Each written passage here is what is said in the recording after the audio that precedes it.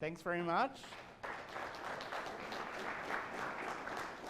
Thanks to all of you for being here, for taking time out from your day to listen to me talk. I hope that you will find this useful. This is kind of a new topic for me, so my ideas may not be perfectly refined, and I may not even be fully convinced of every argument I make. So I'm eager to hear your questions and discussion. Because I hope to learn from you as much as you might hope to learn from me about how we should best think about regulation and school choice. And the reason why I'm talking about this is becoming a new topic for me, is that I'm worried that just as we're on the cusp of success in expanding school choice, we're in danger of destroying what we're achieving. That is, school choice is taking off. Nationwide, it's taking off. There are now something like 44 states have charter school laws.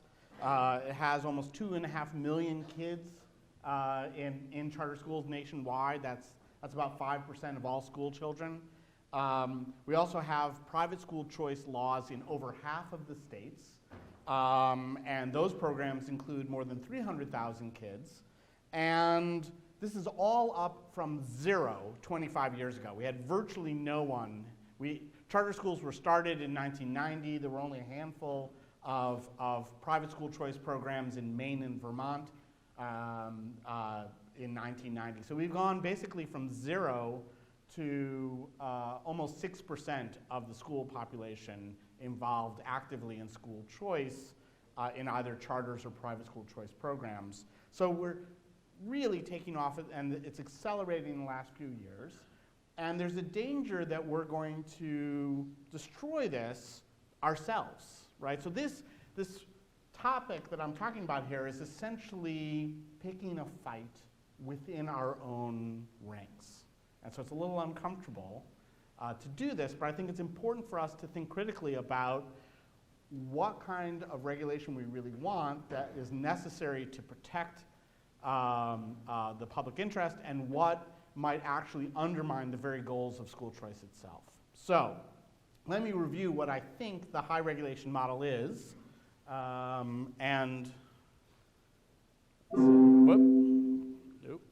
Okay, there we go, sorry. It may be too small for you to see, but I think that this captures what a fairly large number of people who are genuine supporters of school choice think is the right regulatory model. So first, they think that choice programs should not allow private schools to use regular admission standards and procedures. That is, that every private school should be required to accept students with a voucher or with an ESA or a tax credit scholarship. They should be required to accept them all, or if oversubscribed by lottery. So that private schools should become like public schools in that they should accept everyone, except that, keep in mind, public schools don't actually accept everyone. They only accept everyone who lives within a certain area. And then even then, they don't have to accept everyone, because they could say, we don't serve you, and then send them somewhere else. So as it turns out, this is actually holding private schools to a standard that even public schools actually aren't held to. But that is, again, part of the high regulation model is, let's regulate private school choice programs so that private schools have to accept all comers, or by lottery if oversubscribed. Second, people want to require that private schools accept vouchers or tax credits or ESAs as payment in full. That is, that you can't top off with extra money. As I understand it, the special ed voucher program here that is a descendant of the Florida McKay, that program does allow topping off, allows families to pay more, but there is a move nationwide for that not to be the case, where private schools should be required to accept whatever the voucher amount is, or whatever the tax credit amount is, or whatever the ESA amount is. They should be required to accept that as payment in full. Third, that there's the idea that choice programs should focus entirely or largely on low-income students in low-performing schools, okay? And then In addition, there's the belief that private schools should be required to administer state tests and report results publicly. And then lastly, there's the idea that we ought to have this thing called portfolio managers or harbor masters or whatever we want to call them, some sort of super regulator who is in charge of managing the supply of schools that are participating in choice programs. So they would help encourage the creation and expansion of what are thought of as good schools and get rid of, drive out of programs, schools that are thought of as bad schools. So this, I think, is the high regulation model, and it is the preferred model of an increasing number of national school choice advocates, okay? So it doesn't necessarily represent what you have right here in Oklahoma yet, but as national school choice movements influence local debates, this is the model that they prefer. This is the model they begin negotiations with, is that we ought to have this set of regulations going with both charter and private school choice programs. So let's start first with dismissing a false idea.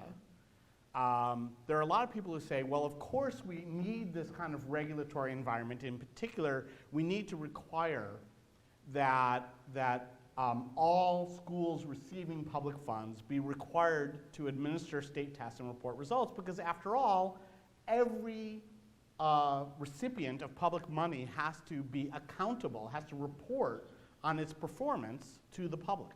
As it turns out, if you think about it for more than like 10 seconds, you'll realize that this actually does not describe how public programs operate. In fact, the vast majority of public programs do not require any kind of accountability for performance. They don't.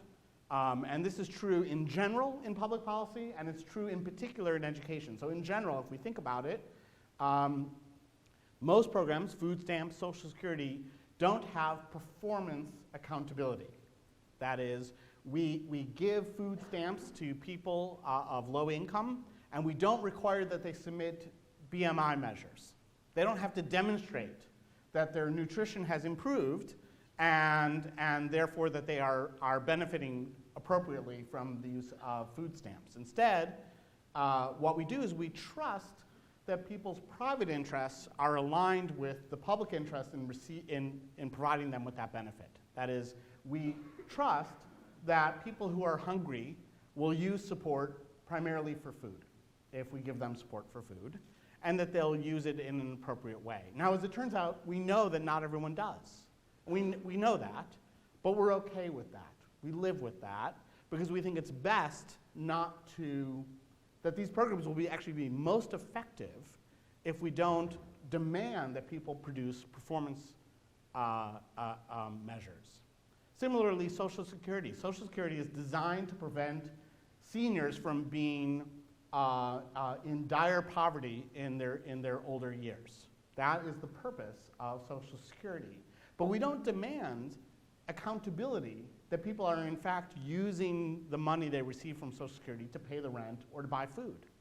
They can, go to the casino and blow it if they want, right? We don't demand an audit of their finances to see how they're using the money.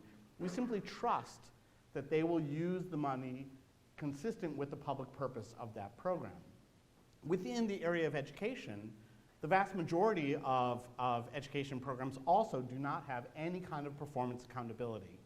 So, for example, preschool and higher ed, we don't demand test score results. We don't demand that they show adequate yearly progress in university or in preschool. Again, we trust that families will pursue their education with this support in a way that's consistent with the public purpose of those programs. So it is simply not the case that just because private schools or charter schools receive public funds that they have to then demonstrate that they're effective to the state. They don't. The vast majority of recipients of government programs don't have to demonstrate it, nor is it obvious that charter schools or private schools should have to do the same. But we might think that it's good for them to do it, and here I'm here to tell you that I don't think that it's good for them to do it. So what will high regulation do? Well, I think what high regulation does is first and foremost is it drives away supply, and in particular it drives away quality supply. So let me give you the example of Louisiana.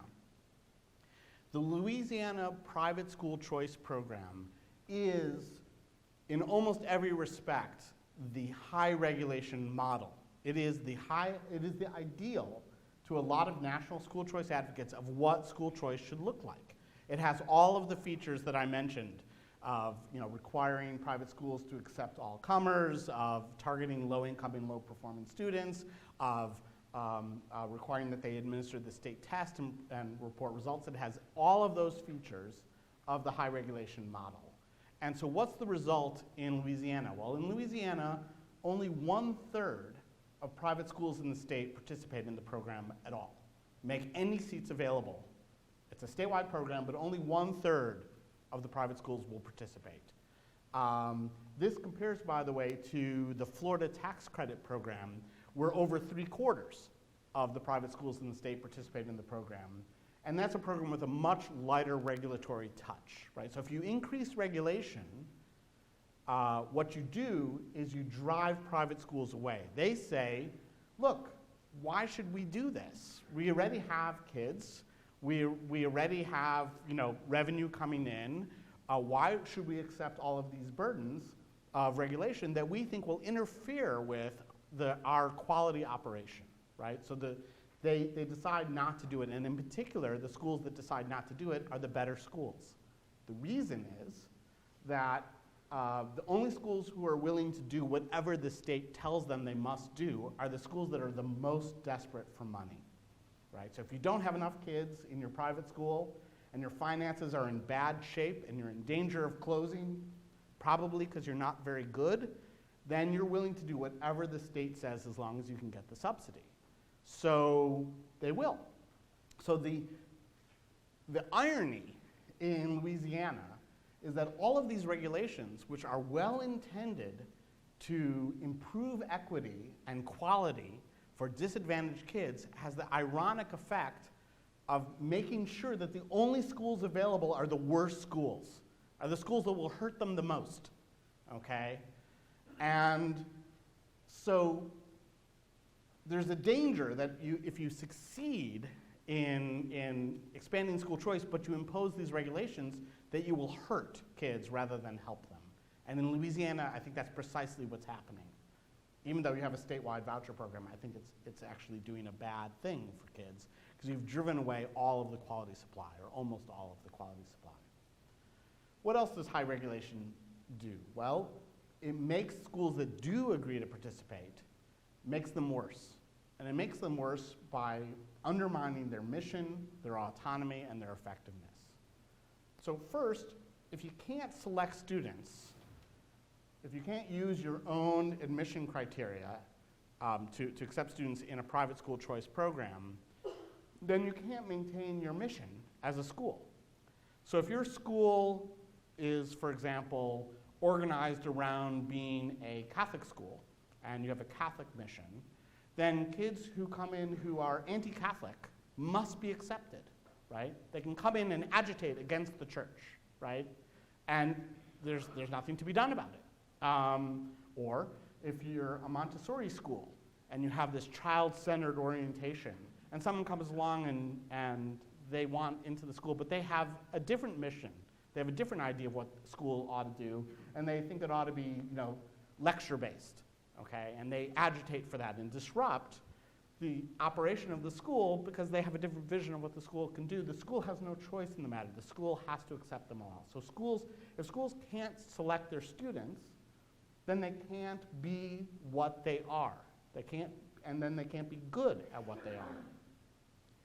In addition, if you require that schools accept payments, vouchers, tax credits, or ESA amounts as payment in full, and that amount in almost all cases is less than their cost of operation, then you're forcing private schools to operate at a loss for each student. And there are schools that will be willing to do that to some extent, and they'll raise the external funds to make that possible because they see this as part of what they need to be doing. But you're going to have very limited supply. And in addition, as they try to get more students in there, losing money with each student, you're going to undermine their finances and make them worse for all of the students they have. And the most important thing is the state test requirement.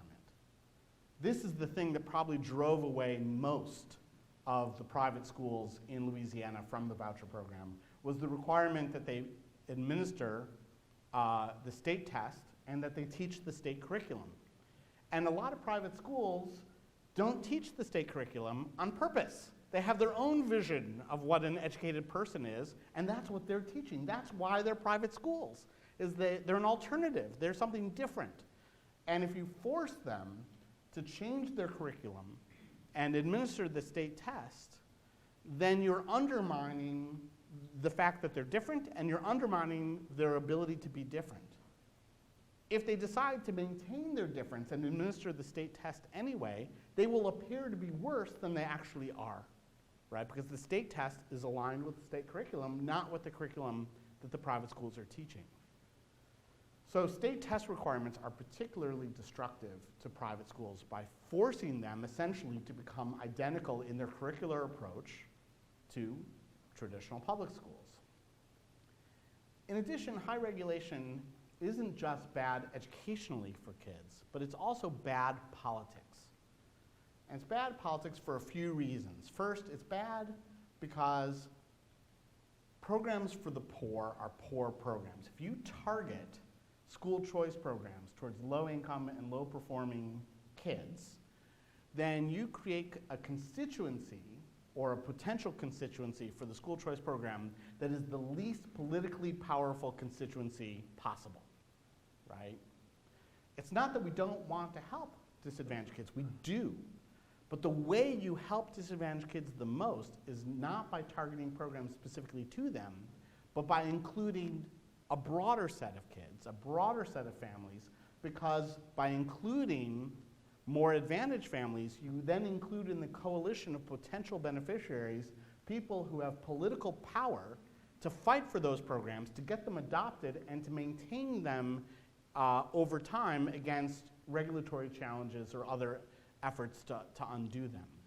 So the more narrowly we target school choice programs towards disadvantaged populations, the less likely we are to adopt that legislation, and the less likely we are to be able to maintain those programs against challenges in the future, because we've disadvantaged the program by making its constituents the most disadvantaged people.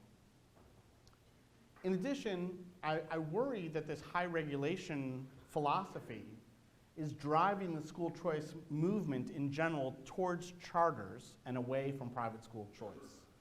And it's doing that because charters are more obliging, are more cooperative with regulatory regimes.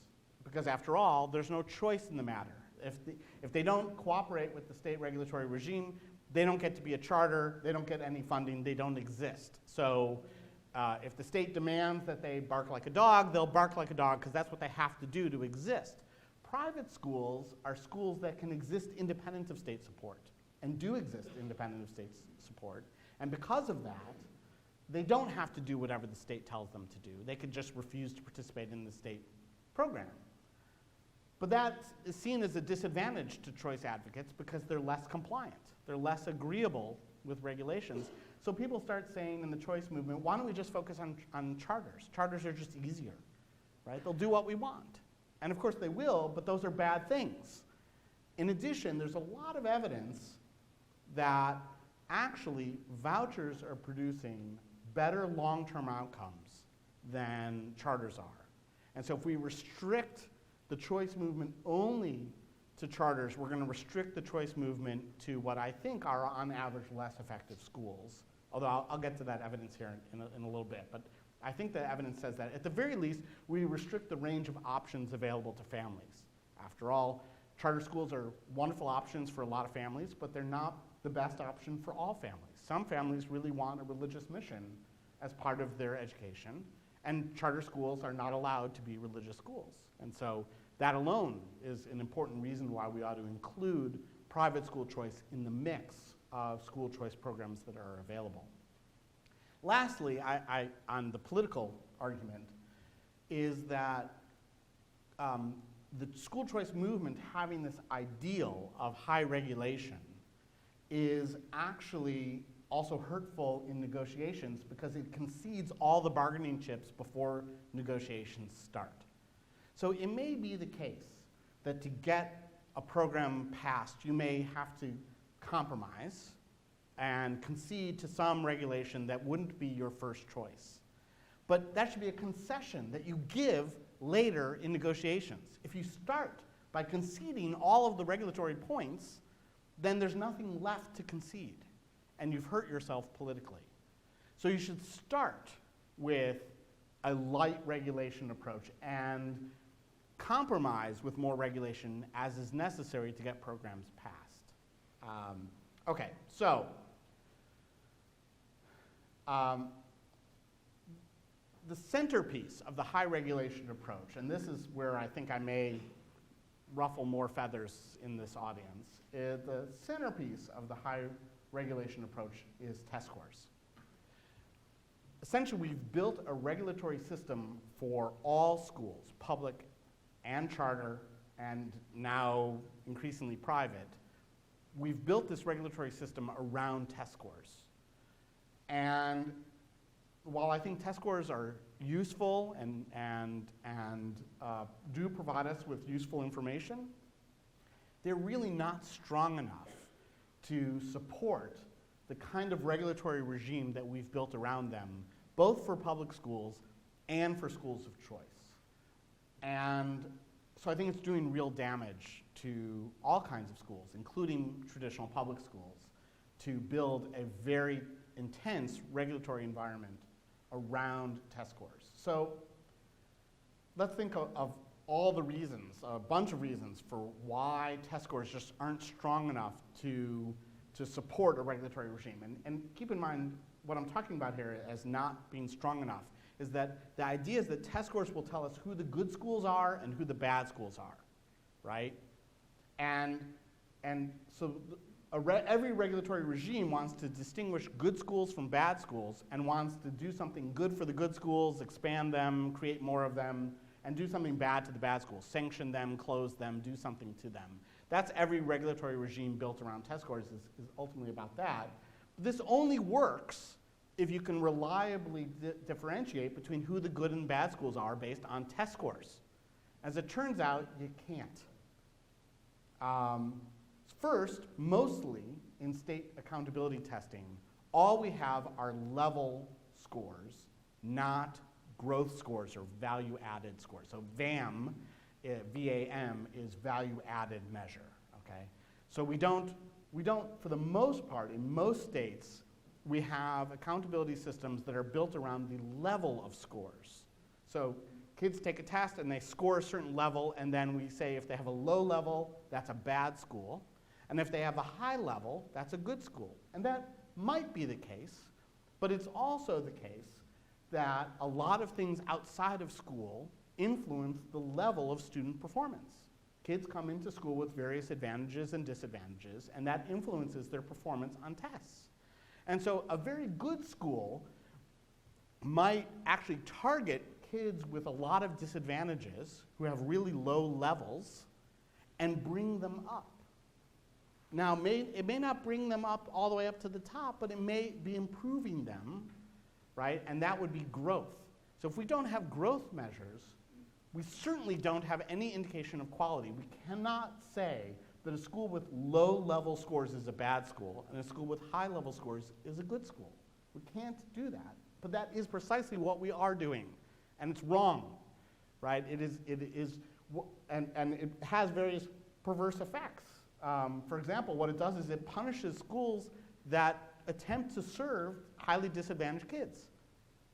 So think of the irony if we expand this to schools of choice, because we want to provide more opportunities to disadvantaged kids, we'll punish schools of choice that target disadvantaged kids, because they'll have low-level scores. right? On average, they're going to have low-level scores. A good school for those kids will bring them up, but not overnight. It occurs gradually over many years, and so they'll look like they're bad when in fact they're good. So if we build a regulatory regime around that, we're going to mistake who's good and who's bad. We're going to punish the wrong schools. We're going to reward the wrong schools. In addition, test score growth, even if we have measures of test score growth, or VAM measures, the ability of schools to increase test scores is only very weakly connected to improvement in life outcomes for those kids later on. So, all things being equal, it is better for kids to know more stuff that they can demonstrate on the test than not. That's true. But success in life is based on a lot more than knowing some stuff. Okay, stuff, it's important to know stuff, no doubt, but it's not enough. It's not nearly enough for success in life, which is why studies that are attempting to connect growth in learning to improved outcomes later in life show that there is a relationship, but it's a very weak relationship, okay? It doesn't amount to a very large increase in later life outcomes by improving test scores. So if we put a regulatory regime on schools that's built entirely around test scores, we're going to drive all their behavior towards growing the test score and away from all the other things that are important for kids succeeding later in life. Now, I used to think that whatever you did to get test scores to go up would also improve everything else good about a school. Like every good thing would be related to each other. But as it turns out, it's not true. And the way I know this isn't true is we now have 8 really rigorous studies of school choice programs where we have VAM measures. We can see how much schools improve test scores. And we also have later life outcomes. We could see their graduating from high school, attending college, finishing college, even their earnings later in life, okay? As it turns out, the programs that improve test scores don't necessarily improve later life outcomes. And the programs that don't improve test scores sometimes improve later life outcomes a lot. So, just as an example, charter schools in Florida have basically on average, null test score improvements. They don't improve test scores. Very mediocre test score gains from charter schools in Florida, okay? But there's very strong evidence that kids in charter schools in Florida are much more likely to graduate high school, go to college, finish college, and on average earn $2,000 more a year, even though their test scores didn't go up at all, okay? So the schools were doing something else that mattered, that wasn't captured on the state test, but really mattered for success in life. If we build a regulatory regime entirely around test scores, we're going to punish those schools. We're going to tell those schools they're doing a bad job, even though they're actually doing a great job, because we're wrong. Right? It's essentially what we're talking about here is the problem of central planning. We're using a single measure to centrally plan how to allocate capital, right? It's as if we were in industry and we decided to use tonnage of production as the measure of productivity. You know, who produced the most tons of stuff, okay? And we would then allocate capital to whichever factories produced more tons, okay? Well, that's something. Producing more tons is probably something good, but it might not really be everything that is important for economic productivity. And if we reward and punish, if we allocate capital based on this one distorted measure, we're going to allocate capital incorrectly. And the problem with central planning is not that it doesn't have a complete set of tools. The problem is that it's impossible. No set of tools is smart enough to know how to allocate capital. That's why we have markets. That's why we have choice, so that people can allocate capital on their own to what is successful and serving them well. The same is true for schools as for central planning in the economy. We're not smart enough as regulators. We don't know enough about what's good and what's bad to be able to predict with accuracy how kids are going to turn out later in life. We're not good at it. And so we shouldn't substitute our judgment for the judgment of parents, because they actually may know more. Even if they're not particularly well-trained or well-educated people, they have more contextual information about their own circumstance than we do with a test score from miles away. So what should we do? We should first remember why we got interested in school choice in the first place. We got interested because we believed, I think, that it was a good idea to have parents control more of educational decisions for their children, and that in general having less regulation helped the efficiency of schools. And we shouldn't forget this. We shouldn't forget why we got involved in this, and frankly we should be open to applying these same lessons to traditional public schools. We should get out of their way as well. In addition, I think a big motivation for the high regulation approach is equity. That's what drives well-meaning people to prefer a high regulation approach. They want to ensure there are equitable outcomes, that programs are equitable, that disadvantaged kids will not be any worse off than advantaged kids, and so they build their high regulation approach around this priority they give to equity. And the trouble is that I think equity is one goal, but excellence is another. And equity also, even if we're interested in equity, equity should be judged against the status quo, not against some imaginary ideal of perfection.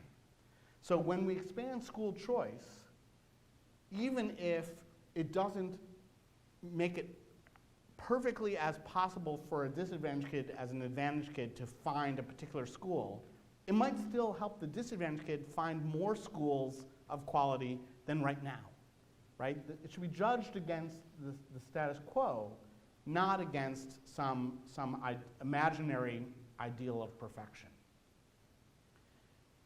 In addition, just in general, to reiterate my point about central planning, we have to be humble about the ability and benevolence of regulators and the tools they use. They're not that good. And even really nice people who are regulators are going to make really bad mistakes. Let's let parents make mistakes for their own kids rather than have us make mistakes for them. Now, I should emphasize that light regulation doesn't mean no regulation, right? There are obviously going to be some things that we're going to want, both for political reasons and for efficiency and equity reasons. I don't know what the ideal model is. I don't, and I'm not here to tell you what it is. All that I know is that it's not that high regulation thing. It ought to be somewhere between nothing and high, right? So and frankly, part of our humility ought to be that we don't know the exact right way to design school choice programs. We're going to learn. We're going to make mistakes. There are going to be problems. We're going to adapt. And that's okay. Everyone does this in every public policy. We should be okay about doing that here too, but we should start with a preference towards light regulation, even if I don't know exactly what regulation is the right regulation to have. And just in general, as a political bit of advice, is that we should compromise when we have to get programs adopted, but let's not concede all of our bargaining chips before we start. So that's another political reason to start with a light regulation preference and then kind of concede as we need to. But is there a red line? Is there something that I would tell you it's better not to have a program than to compromise and accept a certain regulation? And I'm reluctant to actually tell you that there's any red line because, frankly, my preference in general is for more choice over less choice. And I figure, even bad programs maybe could be fixed over time. But I'm actually convinced enough by the Louisiana experience to tell you that there is perhaps one red line that you should not cross. There's one regulatory compromise that you should not make, and that is accepting state test requirements. And the reason for it is, again, that is the one thing that private schools will not accept if they're any good, okay? So if you have a program for take the state test, you are essentially guaranteeing that only the worst operators will make large numbers of seats available. And so then you may end up hurting kids by driving away the vast majority of quality schools. And so that, I think, might be worse than having no school choice program at all. So that would be my bit of advice on that. Now, I have to tell you that my thoughts on this are still developing. It's not what I always used to believe. I used to think that the accountability and choice movement actually nicely complemented each other, and that they actually helped improve each other. I'm not so convinced of that anymore. I think the accountability movement is starting to hurt school choice, and that it might be time to reconsider political coalitions. And there are a large number of relatively well-to-do, soccer moms who are deeply skeptical of state testing systems and the distortions that they're doing to the operation of schools. And it might be a good idea to explore ways of building new coalitions with anti-testing soccer moms as a partner with school choice advocates, to build a new coalition rather than around accountability and choice, instead around deregulation and choice for both traditional and private school choice programs. So that would be the idea I would float out there, to see, and I'm curious to hear your reactions. I'm eager to hear your questions and look forward to our discussion, so thanks.